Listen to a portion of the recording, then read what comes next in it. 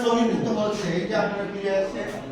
আরেকটু স্লো লেখেন সুন্দরভাবে আসুন আরেকটু স্লো লেখেন এত বড় না ভয় এত বড় না তারা বলছে সে বুঝতে পারছে আচ্ছা সবচেয়ে এখানে যেটা নিয়ম ছিল সেটা হলো কোন শব্দের আগে যদি ইয়া ইয়ে থাকে কি থাকবে ইয়া ইয়ে থাকলে সাতলিপি খকে খরিয়ার মাঝখানে খকে সংযুক্ত করে লিখব তারপরে লিখি বাংলাদেশ ও সিঙ্গাপুর প্রায় কাছাকাছি সময়ে স্বাধীনতা লাভ করেছিল বাংলাদেশ 1971 সালে সিঙ্গাপুর 1965 সালে কিন্তু সিঙ্গাপুর আমাদের যে শত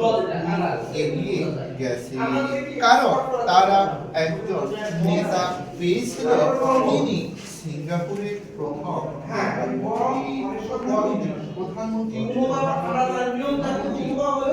কেন কলম ধরে কেন আপনি বসছেন আপনার দায়িত্ব আপনি চালাইতে থাকেন আপনি এখানে বলা মানে কি